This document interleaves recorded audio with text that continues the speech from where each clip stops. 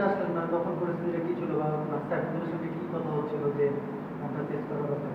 না, এমন কোনো কথা হচ্ছিল না, যেহেতু বল টু বল খেললে আমরা একটা বাউন্ডারি হলেই জিতে যাবো, এমন কোনো কনভারসেশন হয়নি যে ক্রিটিক্যাল।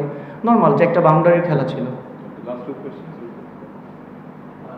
সেক্ষেত্রে দুর্দান্ত performance, congratulation, match winning performance. Asia কাপের সবশেষ 3 ম্যাচে আপনার পারফরমেন্স যদি দেখি যে 4 ওভারে 25 রান, 26 রান বা 28 রানে 2 উইকেট করে পেয়েছেন, দুর্দান্ত বোলিং ফিগার, 6 বা 7 এর মধ্যে ইকোনমি। ওয়েস্ট ইন্ডিজে একটা ম্যাচ খেলেছে ওয়েস্ট ইন্ডিজ বিপক্ষে এই মাঠে, সেটা তো মনে হয় 4 ওভারে 18 রান দিয়ে থেকে, আজকেও 4 ওভার 25 রান দিয়ে 2 উইকেট।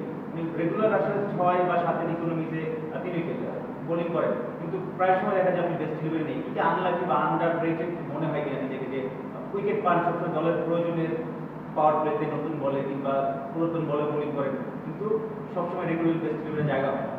আসলে এই কোশ্চেনটা হয়তো বা আপনারা হেড কোচ দিতে পারবে, আমাদের ক্যাপ্টেন দিতে পারবে, আমাদের টিম সিলেকশন যারা আছে তারা দিতে পারবে। দেখেন আমার কাজ আছে খেলা।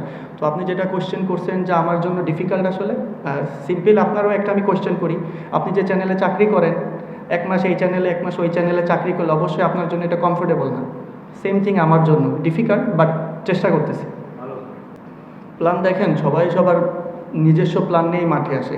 আমার মনে হয় এই জায়গায় ভিডিও অ্যানালিস্ট আছে, প্রত্যেকটা বলার আছে, সবাই চিন্তা করে।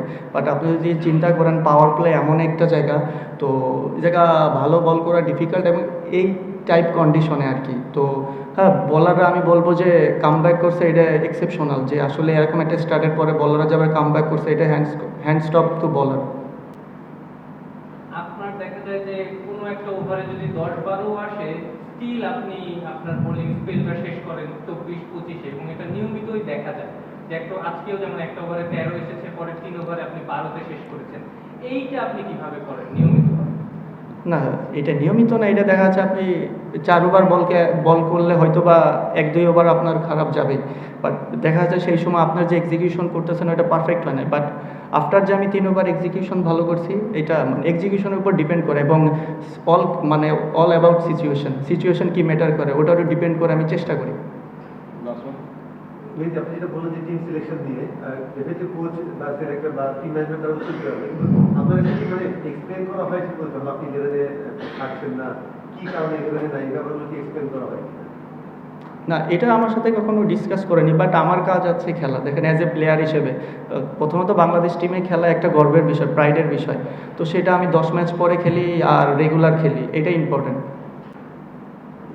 মেহেদী, লাস্ট 5 ওভারে 33 রানের মতো লাগতো, সেখান থেকে যে সিচুয়েশনটা ক্রিয়েট হয়েছিল, মানে আপনি ব্যাটিং আসবেন এটা কি এক্সপেক্ট করেছিলেন, নাকি ভাবছেন যে তারাই শেষ করে দিয়ে আসবে আর কি? মানে এটা এক্সপেক্টিংয়ের বিষয় না। দেখেন টি-20 খেলা, যে কোনো সময় মোমেন্টাম চেঞ্জ হইতে পারে।